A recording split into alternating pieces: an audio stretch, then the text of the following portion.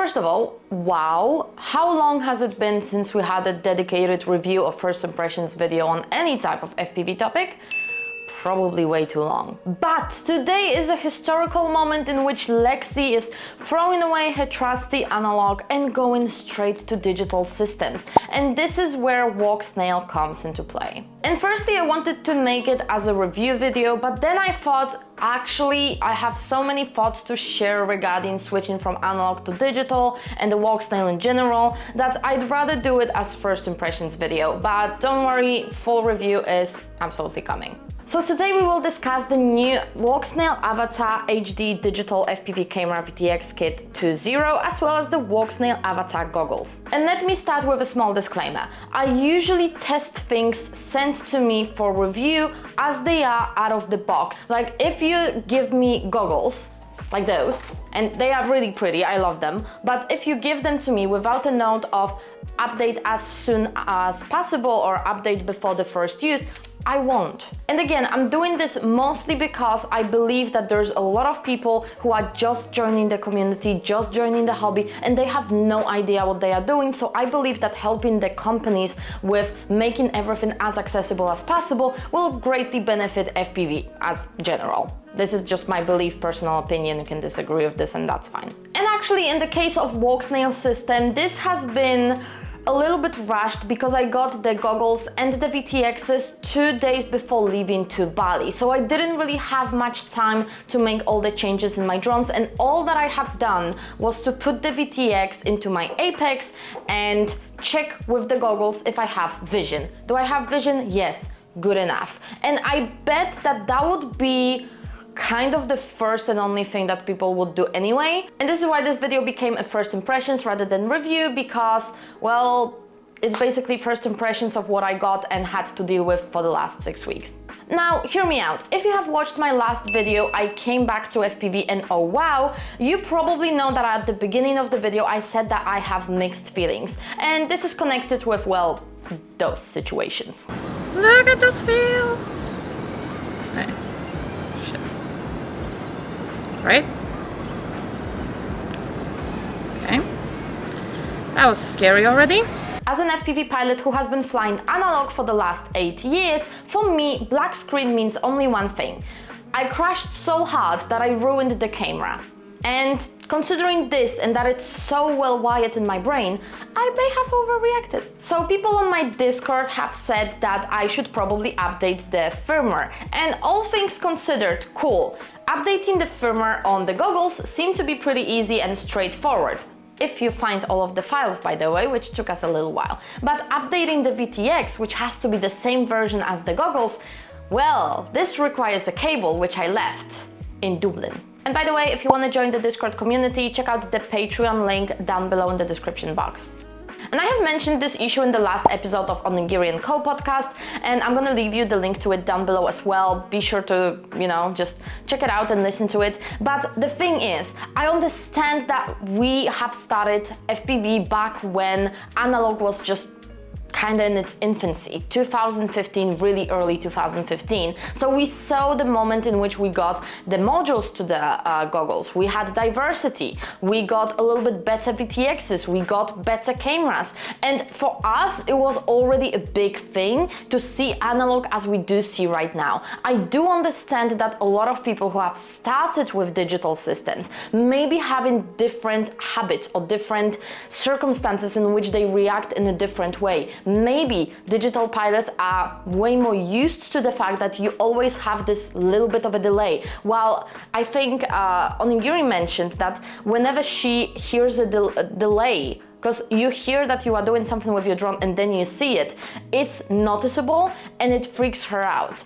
And this is absolutely something that I can agree with, because for me, with analog, we don't have a delay. There is no delay. So we have different type of feeling about it. I don't know how to really, put it into words, but it's just something that we need to get used to while we are switching.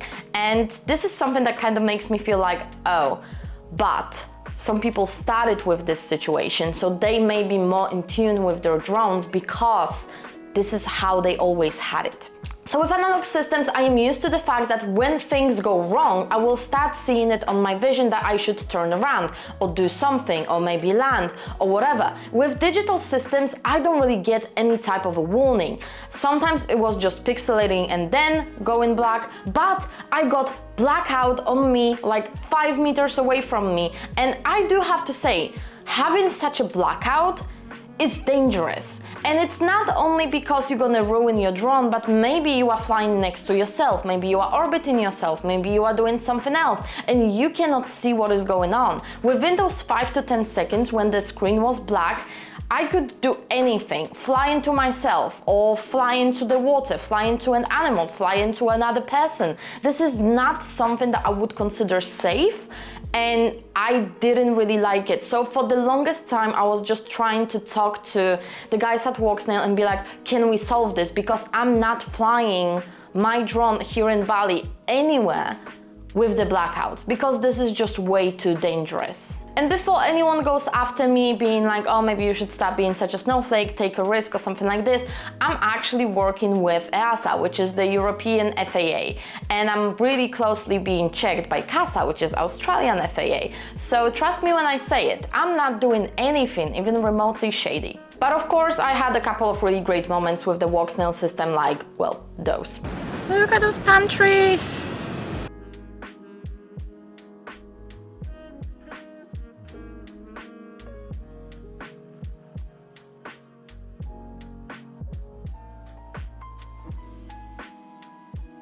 I really enjoy the clean and functional OSD system on the goggles, especially the distance function, because whenever I'm going a little bit farther away and I'm not really sure where I am, this distance is not necessarily like super accurate, but it shows me the right direction in which I should be in. I'm absolutely in love with the views and how everything looks like in the goggles. It's beyond beautiful, and I think the scene with the palm trees absolutely hit the spot when it goes to this, but I still cannot believe how beautiful everything is in the goggles. So this is getting my FPV experience up a little bit of a notch, because I'm like, oh, it's beautiful.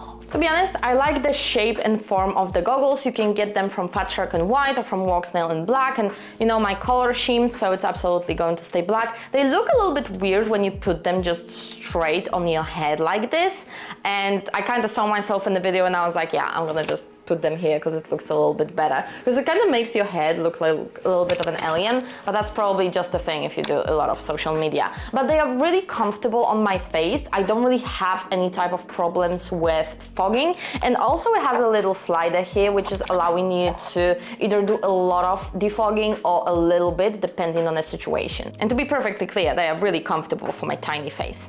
Love them. Now here is a thing that gets me a little bit confused when it goes to those goggles and the general recording, because when I was trying to solve the issue of the blackouts and I was talking with Walksnail, they asked me if I can send some videos, and of course I have DVR, because I believe that if I lose my drone because I go a little bit too far away, and I mean, yeah, there's a lot of things that can happen. Anyway, so DVR recording is not recording the OSD, which is kind of like, oh, kind of a bummer. But two, it also stops whenever the goggles go black. And this means that my recordings were absolutely kind of useless, because you couldn't see that they stopped that they had the black screen, they just stopped recording, and then they started recording again once I got my vision back. I do not understand. And maybe, just maybe, there would be an option in the goggles to be like record DVR with OSD or without OSD, or a heads-up display, or however they call it on the goggles. But just giving me an option would be great, because I record DVR not for the, you know, cinematic stuff. I record it to have all of the information and things like this. So that would actually help immensely, especially when you need to look for your drone and you have this distance in it. I mean, just saying, it would be a nice setting. Now, power sources are great, but there is a lot of mixed information for the beginners if they can or cannot use 6S battery. And to be perfectly honest, I didn't get too deep into it, I just asked Google if I can use 6S battery in it, and I got yes and no, so I'm just using the 4S battery in it, because I still didn't just get to it. But hey, if you know, actually leave me a comment down below. And if it's yes and no, I'm just gonna be really mad. Another thing is that the system is really easy to install and pretty straightforward, but at the same time, the system in the goggles, I know how to enter the menu, I still have not figured out how to exit it, and I have not found information on it. I wasn't looking that much though, but really I haven't found this information yet, as I'm recording this video. So generally what I do is I just switch off the goggles when I change the settings and switch them back on. And again, I'm not really a fan of, you know, lagging or changing everything into huge pixels or the black screen of death, obviously. Any information that's not hard to look for on the goggles, like a big bad connection or something like this, like an alert or something, like a red something, just something, anything, would be much better than just randomly, you know, switching off or giving you a 5-second lag or a 2-second lag, because it's weird when it freezes and then you lose everything and you're like, oh no, what's going on? And then you're somewhere a little bit farther away. No, it's kind of like not safe again, and I don't like that. But this is again probably me just complaining about the fact that digital does those things. And to be perfectly clear, I would suggest to a lot of the manufacturers for FPV stuff to leave a really big red note in any of the boxes saying update before the first use. That would actually make so many things much easier, especially if you add a QR code to where to find the software, so it's easy for any type of a pilot, whether a beginner or an advanced pilot, to just get all of this information. When we were discussing it on Discord, we were looking for the software update for a couple of good moments before we actually have found not only the software but also the information on how to do it. So if any type of manufacturer can just use this one red, you know, note with how to update me. Now, like first, yeah, the front, update before the first use plus QR code, and then on the other side, how to update it. Can you imagine like how much easier our lives would be if someone just left such an information? I know, it's mind-blowing. Back to the topic though. Would I recommend the Walksnail system to people who are just starting with FPV? Yes, I would, because even though I am mad about a couple of things, as I said before, I do realize that if you start with this, then this is exactly what you are used to. So you may actually fly much better with the Walksnail system than me, because you are used to the situation in which my brain is having a little bit of a blue screen and CPU overload, okay? Because I'm used to a different type of a thing. And yes, I'm gonna be training more with the Walksnail system and trying to get used to it, but at the same time I'm just aware that my brain is hardwired to a lot of things that I already know from the analog systems. I do believe that digital still has a long way to go, but if we as pilots will not buy any type of their new tech and just wait with analog until the digital is perfect, the perfect digital will not happen. Those companies need our money and our support and our feedback to actually make those products much better. And I do appreciate that Walksnail is already getting so far with the whole system, and the fact that their staff, they listen to their own clients, they listen to the pilots, and it shows really well. Now, if we leave everything just with, oh, I'm gonna fly analog or just the DJI and just wait until everyone else perfects their stuff, those people, the FPV community and the FPV manufacturers will not be able to do it, because DJI is getting money from different sources, while we want the FPV stuff to actually work in there. So what I'm trying to say is to support FPV manufacturers and support people who are actually working and listening to the pilots and their feedback, so you will get better stuff that's not just monopolizing DJI, and maybe ask iFlight to create more stuff with Walksnail or with HD0, not just, you know, the DJI stuff. Ask companies to actually use those products in their own products that are ready to fly, because that will make it so much easier also for them to implement more stuff in and get more pilots in that are not using just one type of digital system. I will obviously make a follow-up video with a full review of the Walksnail goggles as well as the Walksnail VTX, because I pretty much enjoy what I'm seeing, and after we resolved some of the problems with the black screen and stuff like this, to which I will go back on the full review by the way, it's really great and I love every single second of it, because it's just amazing to see how we are progressing as a hobby, as a community, as the tech is progressing as well. And yes, it's gonna be harder sometimes, and sometimes I'm just gonna relearn all the things that I already had there in my brain, but it's absolutely okay. And if you're just starting with FPV, I would say starting with digital is not a bad idea, because this is actually the future that we are waiting for. Well, in general, if you want to start with FPV, I would suggest to you, Velocidrone and just starting with a simulator. But then whatever you want to go to, this may be a really just good choice. Anyway, thank you very much for listening to my first impressions on the Walksnail system, as well as my little rant about why I'm having problems switching to digital as an analog pilot for a really long time.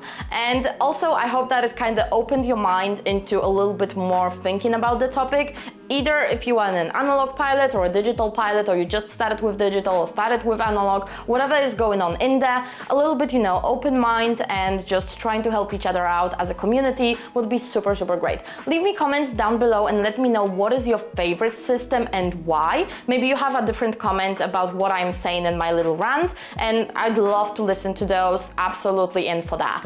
The full review of the Walksnail system is coming to this channel really, really soon, so don't forget to be subscribed to not miss out on this one. And in the meantime, while you are waiting for any of the new videos, check out this playlist, which will teach you exactly how to fly FPV and how to polish your skills, even if you have been flying FPV for a little while. And we also have a monthly training calendar, which is available for you down below in the description box. Just join the newsletter and I'm gonna send you a free calendar for your training every single month. So hey, thanks very much, and I'll see you in the next one. Stay awesome, fam. Bye.